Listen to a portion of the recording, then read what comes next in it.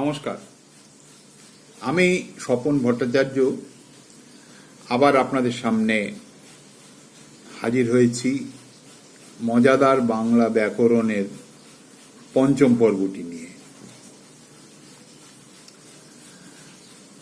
আলোচনার আগে প্রথমাফিক অনুরোধটা করে রাখি, তা হলো আপনাদের যদি এই ভিডিওটি ভালো লেগে থাকে তাহলে অনুগ্রহ করে চ্যানেলটা সাবস্ক্রাইব করে দেবেন যদি এখনও সাবস্ক্রাইব না করে থাকেন, আর সেই সঙ্গে একটা লাইক আর প্রচুর শেয়ার আমি আশা করছি।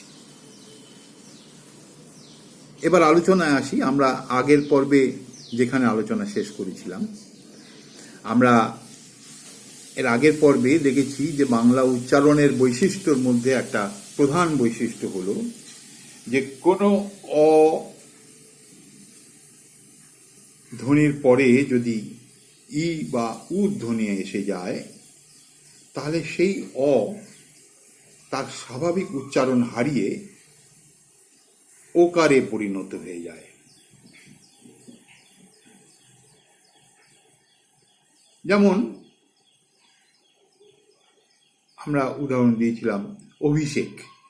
অভিষেকের প্রথম বর্ণটি, গোড়ার বর্ণটি হচ্ছে অ, কিন্তু যেহেতু তারপরেই একটা ই ধ্বনি এসে গেছে অভিষেক উচ্চারণ করতে গেলে লাগে, সেক্ষেত্রে সেই অ কিন্তু ও হয়ে গেছে। অভিষেক, অভিনয়, এই ধরনের উচ্চারণগুলো চলে আসে। কিন্তু একটা প্রশ্ন ছিল যে তাহলে অভিষেক আর অনিকেত এই দুই অয়ের উচ্চারণ আলাদা কেন? অথবা অনুপ আর অরূপ এই দুই অই বা আলাদা কেন? এই দুই ক্ষেত্রে আমরা দেখছি যে অ ধ্বনির পরে একটা ই অথবা উ ধ্বনি আসছে। তাহলে নিয়ম অনুযায়ী এই অ তার স্বাভাবিক উচ্চারণ হারিয়ে ফেলতো, অন্তত হারিয়ে ফেলার কথা, ও হয়ে যাওয়ার কথা। অর্থাৎ অনিকেত না বলে আমাদের উচ্চারণ করা উচিত অনিকেত। তা তো আমরা করি না, আমরা অনিকেত বলি।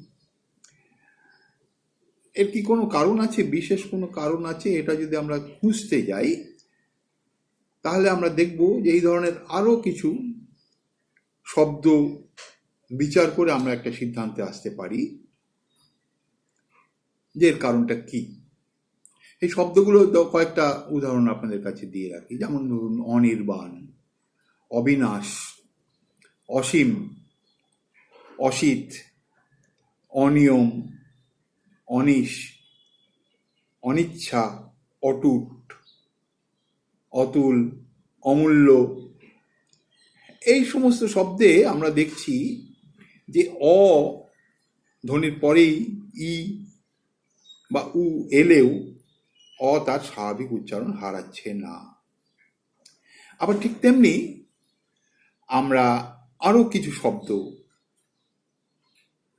নিয়ে ভাবনা চিন্তা যদি করি তাহলে আমরা দেখব সঠিক, সবিনয়, সবিস্তার, সজীব, সম্প্রীতি, সস্ত্রীক, সম্পূর্ণ, সমূল, সমুচিত, সপুত্রক, এই ধরনের আরো বহু শব্দ রয়েছে যেগুলোর গোড়ার যে বর্ণটি স, তার উচ্চারণ কিন্তু স্বাভাবিক অকারান্ত উচ্চারণই রয়েছে, অর্থাৎ অকারান্ত উচ্চারণ হারিয়ে ওকারান্ত হয়ে যায়নি এই সগুলো। এইবারে একটু বিশ্লেষণ করা যাক।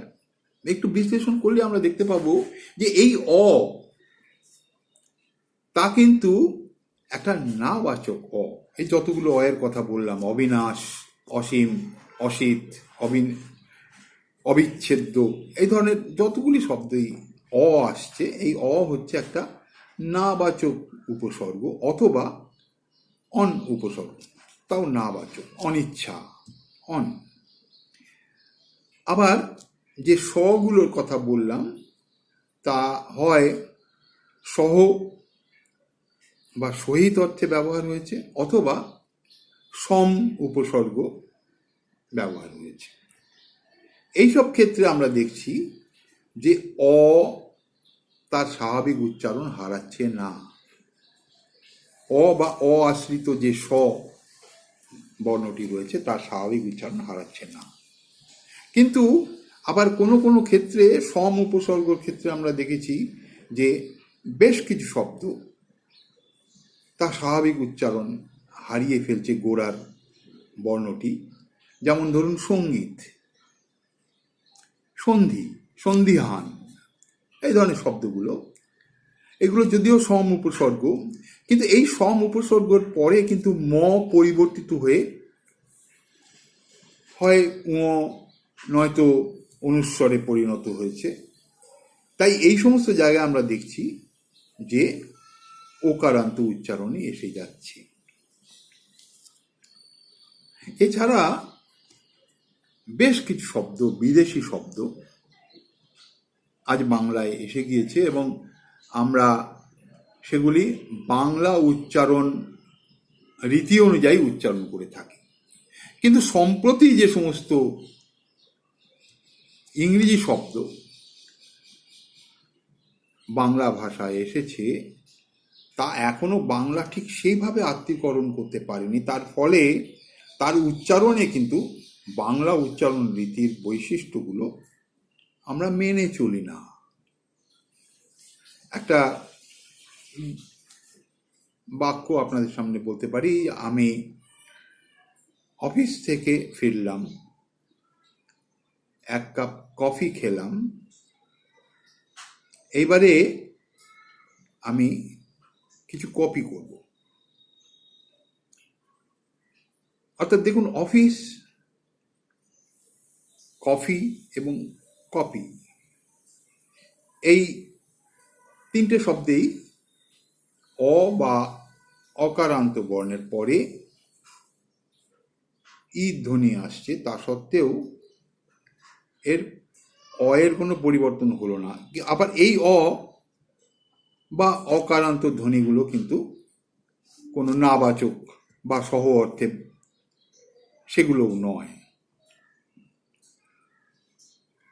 কিন্তু আমি যদি বলি যে কপি খেতে কপির উপদ্রব, কপি মানে ফুলকপি, ওলকপি, এর খেতে কপি মানে বানর, বানরের উপদ্রব, সেক্ষেত্রে যেহেতু এগুলো বাংলা শব্দ তাই এগুলো কিন্তু তার উচ্চারণ হারিয়ে ফেললো। কপি খেতে কপির উপদ্রব, এটাই চলে এলো।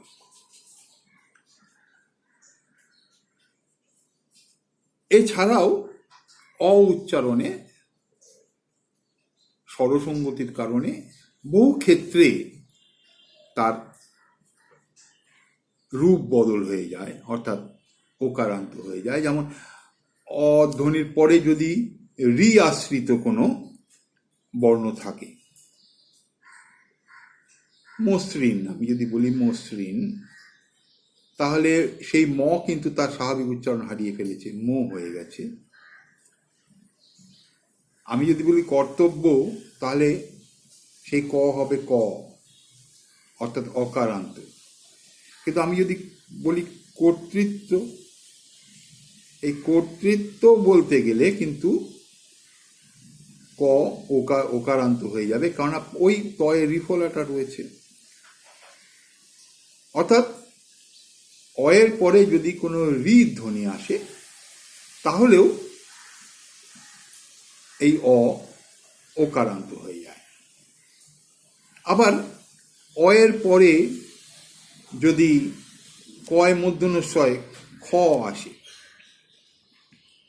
তাহলেও কিন্তু অ উচ্চারণে একটা বিকৃতি আসে। রবীন্দ্রনাথ বলেছেন যে সেই জন্যই বোধহয় আমরা এই শব্দটাকে, এই বর্ণটাকে আমরা বলি ক্ষীয়, এর মধ্যে একটা ইয় রয়েছে, তাই জন্যই এর উচ্চারণ বদলে যায়।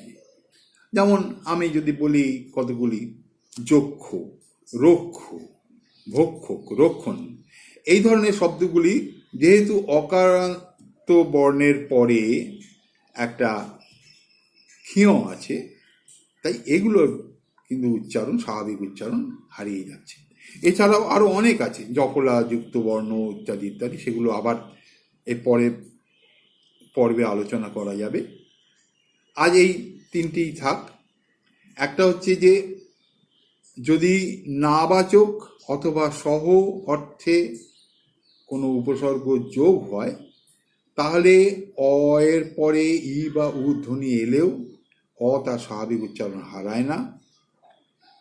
অ এর পর যদি রি আসে, সেক্ষেত্রে অ ও হয়ে যায়। কিন্তু এখানেও আপনাদের মনে রাখতে হবে যে বহু শব্দ রয়েছে যেগুলি নাবাচক অ, তারপরে এসছে রি, সেগুলো কিন্তু তার স্বাভাবিক উচ্চারণ হারাবে না। যেমন অমৃত, অতৃপ্তি, এগুলো অ কিন্তু অই থাকবে, কেননা এই অ হচ্ছে একটা নাবাচক অ।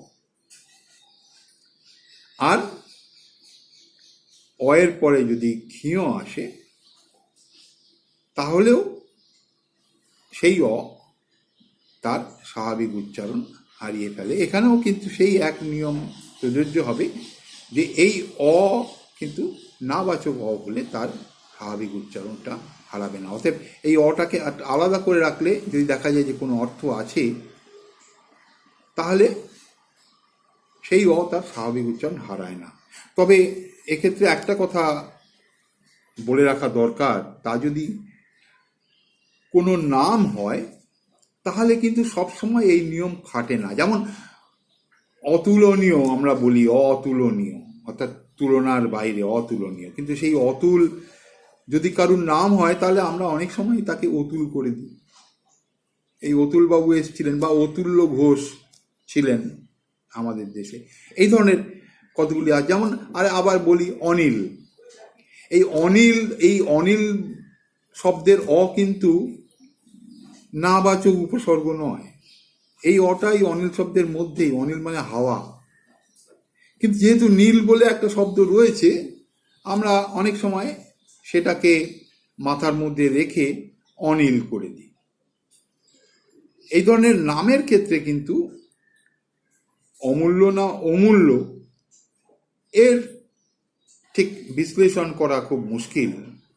কেউ বলেন অমূল্য ঠিক, কেউ বলেন অমূল্য ঠিক। কিন্তু যদি শব্দ হিসেবে এই জিনিসটা আমার কাছে খুব অমূল্য, এটা অমূল্য, এতে কোনো সন্দেহ নেই, এটা অমূল্য হতে পারে না। কিন্তু কারণ যদি নাম হয় অমূল্যবাবুর ছেলে এসেছিলেন, সেখানে সেটা অমূল্য উচ্চারণ করা গেলেও যেতে পারে। আজ এই পর্যন্ত। এরপরে জখলা নিয়ে বলবো, আরও অনেক কিছু রয়েছে, এর পরে আরও অনেক ধ্বনির প্রশ্ন রয়েছে, সেগুলো আসবো। আজ এই পর্যন্ত। ভালো থাকবেন, আবার আপনাদের সঙ্গে দেখা হবে। নমস্কার।